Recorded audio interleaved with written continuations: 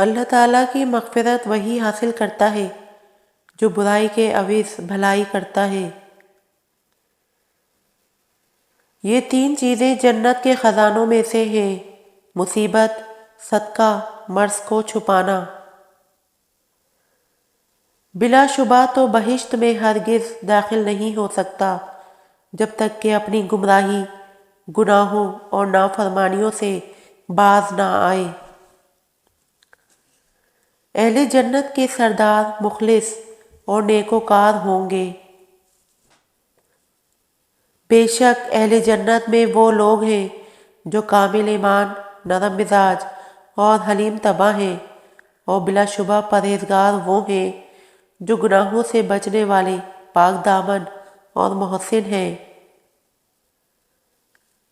اللہ تعالیٰ نے بندوں کے حقوق کو اپنے حقوق کے لیے گویا پیش خیمہ بنایا ہے، پس جو شخص بندوں کے حقوق ادا کرتا ہے وہ آخرت میں نفس کا جہاد جنت کا مول ہے، اور جن لوگوں کو جنت کی قدر معلوم ہے وہ سمجھتے ہیں کہ اللہ تعالیٰ کے ہاں وہ نہایت عمدہ بدلہ ہے۔ خبردار، تمہاری جان ایسی قیمتی ہے کہ جنت کے سوا کوئی چیز اس کی عوض اور مول نہیں ہو سکتی، بس تمہیں چاہیے کہ جنت کے سوا کسی چیز کے عوض اسے فروخت نہ کرو۔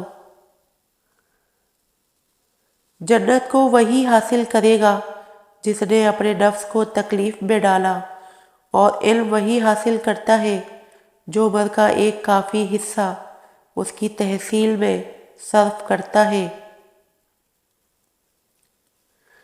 جو شخص اللہ تعالیٰ کے ساتھ حسن ظن رکھتا ہے وہ جنت حاصل کرنے میں کامیاب ہو جائے گا۔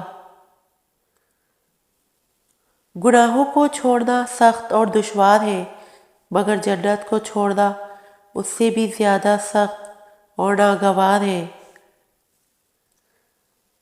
جنت صدیقین کا مقام اور نیکوکاروں اور صالحین کے رہنے کی جگہ اور جائے قیام ہے۔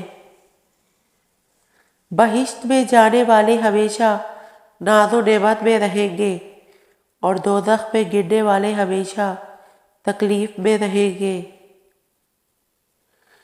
جنت بہت اچھا ٹھکانہ اور دوزخ نہایت برا انعام ہے۔